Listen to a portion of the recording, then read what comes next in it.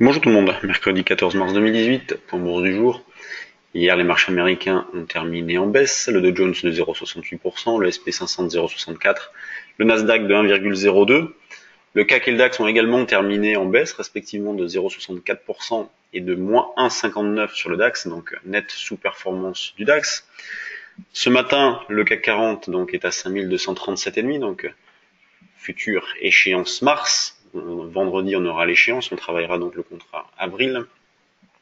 Donc petit retour sur la séance d'hier, ouverture plutôt pas mal. Le marché est revenu chercher la zone de résistance des 5305, niveau sous lequel je vous proposais d'ailleurs de vendre, niveau sous lequel nous avons vendu, notamment sur le trade du jour dynamique. J'ai proposé une vente à 5303.5 avec des rachats sur différents niveaux de prix, donc ce qui a permis de faire un bel écart. Et puis derrière, le marché donc s'est dégonflé, notamment en fin de séance avec des pressions techniques qui ont augmenté. Donc une nouvelle fois, nous avons eu un contre-pied. Les marchés sont drivés uniquement par rapport à des considérations techniques en ce moment. Donc il faut faire avec, d'où le manque de visibilité, d'où le manque de régularité dans les mouvements. Donc on continue à travailler principalement vendeur, donc sur des rebonds. On est actuellement dans une zone de vente agressive, autour des 5240-45, un pullback qui correspond à un pullback avec la zone des 17h30-40 d'hier soir. Sinon, plus haut, on va retrouver la zone des 5255-60.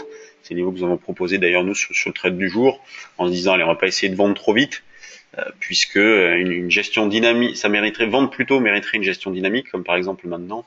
Je vends à 5240, je me place à 5223,5 au rachat. Si jamais on commence à accumuler dans cette zone-là, voire passer un petit peu en dessous, j'hésite pas, je sors sur pullback. Vous voyez, c'est ce genre de choses qu'il faut être prêt à faire lorsqu'on intervient d'une manière dynamique. Donc ça nécessite un petit peu de présence. Sinon, voilà, un niveau un petit peu plus cool entre guillemets de vente, c'est plutôt cette zone-là. Donc avec comme objectif par exemple, allez, 20-25 points, faut pas hésiter, il faut prendre. Donc notre but en ce moment, c'est de capter des morceaux de mouvement plutôt que jouer véritablement une tendance, même si sur le fond la tendance reste baissière, on travaille vendeur. Pour l'instant, il n'y a rien qui pourrait laisser penser que le marché peut fortement monter ou peut fortement baisser, même si c'est vrai qu'on peut penser qu'il y a davantage de raisons pour qu'il baisse, notamment revenir chercher la zone des 5000, pourquoi pas. Et moi, par exemple, hier, ce que je vous proposais, durant cette phase de rebond, j'ai acheté un petit peu de put, donc des puts 5000 échéance avril, donc ils valent 20, c'est voilà, un petit billet de loto qui coûte pas cher, et si jamais il y a un trou d'air, on verra comment on s'en sert. En tout cas, nous, c'est ce que nous avons proposé sur le trade du jour hier et dans la salle des marchés. Sur le DAX, on cherche à vendre sur rebond aussi, pourquoi pas dans cette zone-là, autour de 12 200, 65, 70. Un petit peu pareil, voilà, un pullback dans cette zone ici. L'eurodoll, lui, quel rebond. Donc forte reprise de l'euro-dollar, on cherche à acheter sur des retracements, donc tous les achats que l'on a pu faire ces derniers temps ont parfaitement fonctionné. Par exemple hier sur le trade du jour dynamique, j'avais proposé un achat dans cette zone-là, vous voyez, donc on avait un petit retracement, hop, un petit niveau graphique ici au-dessus des 1,2310. Donc je proposais d'acheter sur ce niveau de prix sur le trade du jour dynamique. C'est vrai que sur la version classique, on était placé un petit peu plus bas, autour des 1,2290.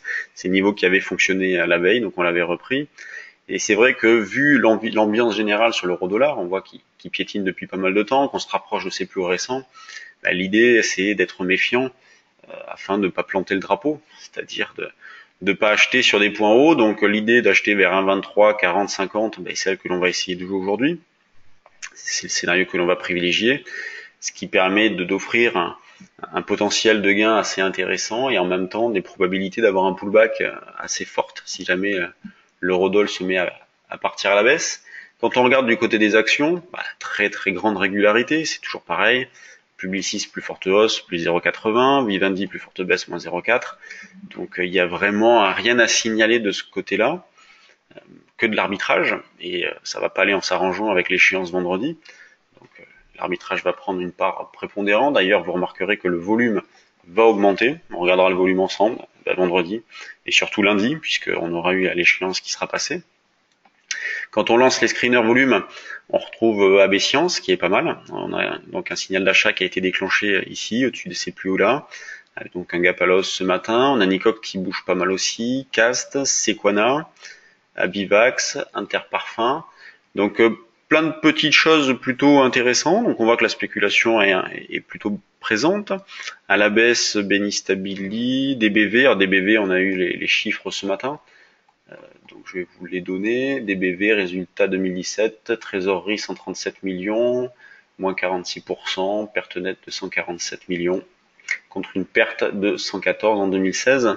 Donc ils creusent leur perte. En même temps, la baisse reste modeste, hein, moins 3.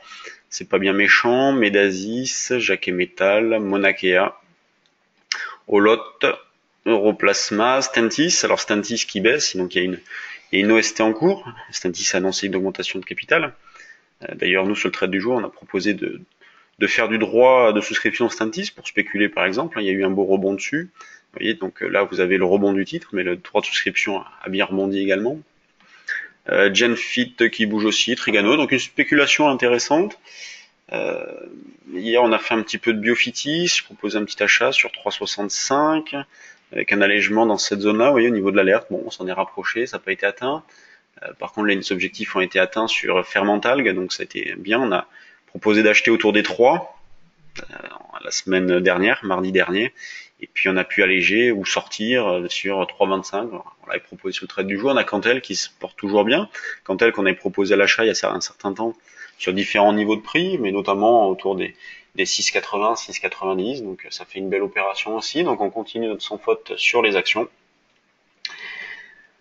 Et donc bon, on va essayer de vendre un peu de CAC sur le rebond vers 5255-60, mais en étant méfiant parce que, comme je le répète, hein, il n'y a vraiment pas de visibilité, il y a un manque total d'intérêt directionnel, fondamental, le marché réagit, il y a des chiffres, des news, ensuite il passe des heures à ne rien faire et parfois même il se dégonfle comme on l'a vu hier après-midi.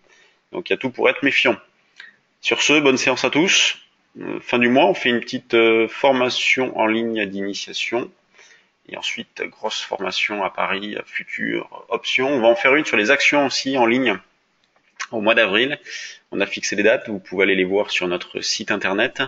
Donc voilà, on va se répartir le travail avec Jean-Louis et Eric aussi. Donc voilà, 3 soirs, 3 fois 2 heures, je vais y arriver. Et on vous montrera notre façon de travailler, nos screeners, donc une vraie formation en ligne. On vous remettra les screeners avec des exemples, vous pourrez nous poser des questions. Donc si vous avez de l'intérêt, n'hésitez pas à nous contacter. Pour nous, c'est une première de faire cette formation-là en ligne. On a déjà fait des initiations en ligne, donc on est déjà habitué avec cette façon de faire.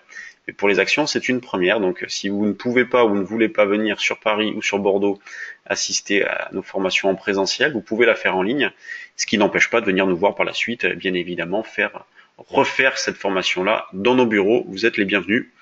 Allez, bonne séance à tous, je vais bosser et à demain.